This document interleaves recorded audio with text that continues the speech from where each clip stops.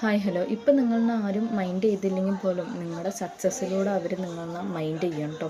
ഒരിക്കലും സക്സസ് വരുന്ന മുമ്പ് തന്നെ ആഘോഷിക്കരുത് കേട്ടോ. അതെൻ്റെ ജേണിയിലൂടെ ഞാൻ പഠിച്ചതാണ്.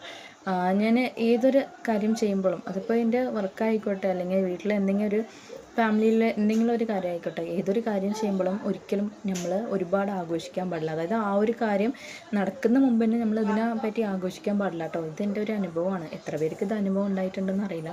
നമ്മൾ ആ ഒരു സമയം ആഘോഷിച്ച് കഴിഞ്ഞാൽ ഒരിക്കലും നമുക്ക് അതിലൂടെ ആ ഒരു സക്സസ്സിനെ അനുഭവിക്കാൻ സാധിക്കില്ല. പലരുടെയും ഒരു അഭിപ്രായം എന്ന് പറയുന്നത് നെഗറ്റീവായിരിക്കും. നമ്മളെ ഒരിക്കലും സക്സസ് ആകാൻ ആരും വിടത്തില്ല.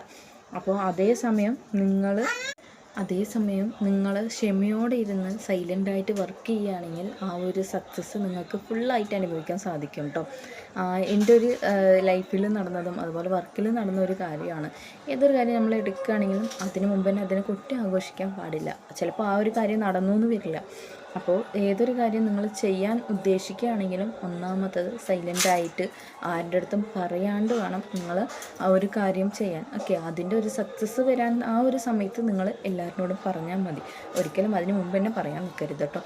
ഓക്കെ, നിങ്ങൾക്ക് ഇതുപോലത്തെ ഒരു സിറ്റുവേഷനൊക്കെ ഉണ്ടായിട്ടുണ്ട് എന്നെങ്കിൽ കമൻറ്റ് ചെയ്യാൻ മറക്കല്ലേ. ഇനിയും ഇതുപോലെ ഒരുപാട് വീഡിയോസ് കാണാൻ എൻ്റെ യൂട്യൂബ് ചാനൽ സബ്സ്ക്രൈബ് ചെയ്യുക, ലൈക്ക് ചെയ്യുക, കമൻറ്റ് ചെയ്യാൻ മറക്കല്ലേ കേട്ടോ.